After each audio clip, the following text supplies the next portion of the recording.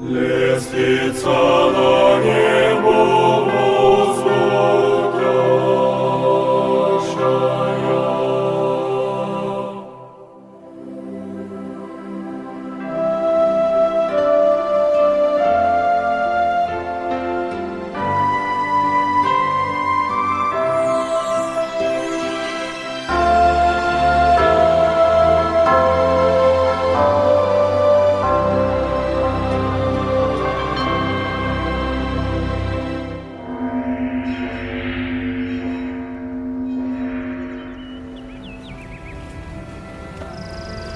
Женя родился в поселке Чеберлей Пензенской области, что в переводе означает «чистая» или «родниковая вода».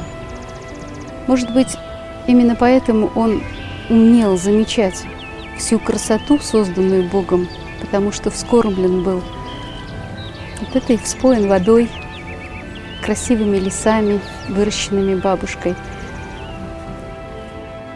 Я всегда чувствовала себя вот за ним. Вот он, казалось бы, ребенок 7-летний, а я была за ним. Он был мне опорой, надеждой, он был мне братом, другом, очень верным и все понимающим, и, наверное, все прощающим. Дав слово, он всегда его держал, но если он не был уверен, что выполнит, он его просто не давал. Мне кажется, это была все-таки отличительная черта. Он дал мне слово, уезжая на Кавказ, что он вернется на полгода раньше. Он вернулся в цинковом гробу, но ровно на полгода раньше. —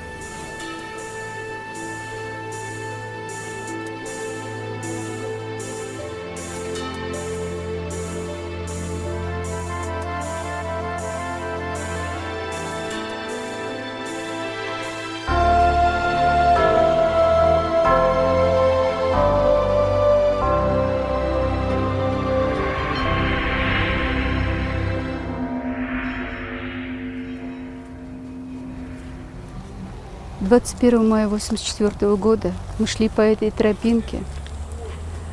В одной руке у меня была большая сумка с самыми необходимыми вещами, а за другую руку держался Женя. Ему на тот момент было 7 лет.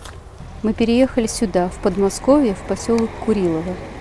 Мы шли, и я думала: Боже, как мы будем здесь выживать, без друзей, без знакомых, без родных, в совершенно новом, незнакомом месте.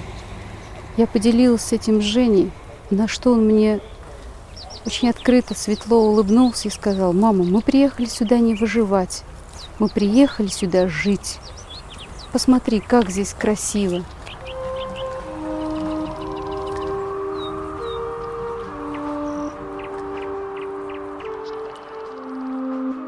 Мне часто задают вопрос, каким он был. Обычным. И я не считаю, что он был каким-то особенным, выдающимся, но было то, что, может быть, его как-то все-таки отличало от других детей, потому что у нас в нашей семье, в семье мужа, не пришло с войны 8 человек. Он знал всех поименно. Он знал, где, кто, как погиб. Меня всегда поражало, что с детских лет Евгению воспитывалось огромное уважение к воинам. Вот есть даже такая фотография, когда Евгений изображен с детьми, гуляющими на улице, сфотографировался вместе с ними, с детьми его возраста. И только у Евгения на шапке солдатская кокарда. Первая идея, которая возникла, это написать книгу о солдате. Но книгу о реальном солдате, книгу не о вымысле, а о реальном солдате, который есть, который еще не так давно, может быть, ходил по этой земле, который общался с друзьями. Когда вот мы встретились с мамой, она сказала замечательные слова, и эти слова мы положили в основе лейтмотива нашей книги. Солдат умирает не тогда, когда его убивают, а тогда, когда его забывают. Они живы, пока мы их помним, мы перед ними в долгу, а долги надо платить памятью и любовью. Вот этой памяти и любви всегда учила мама Жени Родионова. Так получилось, что с 7 лет мы с ним остались одни. И вот я его ребенком не помню. Я всегда помню, что в моем доме был маленький мужчина, очень ответственный, потому что детство его вот с 7-летнего возраста выпало на тяжелое время, время талонов, время сумасшедших очередей, время того, чтобы получить квартиру. Его мама, я должна была работать на 2-3 работах. И ему всем хозяйством дома приходилось заниматься самому. После 9 классов он вынужден пойти работать, поскольку четко определенности профессии еще не было. Кроме того, он видел, как мне тяжело. Мы только что получили новую квартиру, и у нас не было ничего.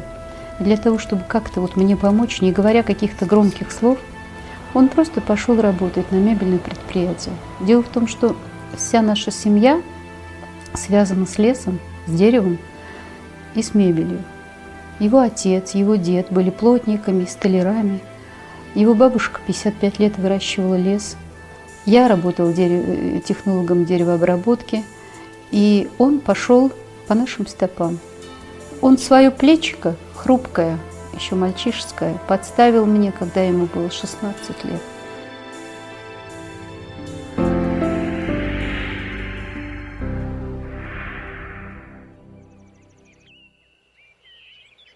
Когда ему было лет 10-11, он вернулся с летних каникул с крестиком на шее. Для меня это был удар. Я просто думала, что все, мир мой рухнул, что как-то у меня, члены партии с 25-летним стажем, такой ребенок верующий, и что меня все осудят, и над ним будут смеяться, издеваться. То есть это пришла в дом беда. Потом с годами я поняла, что такое беда и как она пахнет. А он с большим достоинством как-то отверг все мои вот эти настойчивые притязания и просьбы снять этот крестик. И сколько я помню, вот с этого времени никто и никогда не видел его без креста.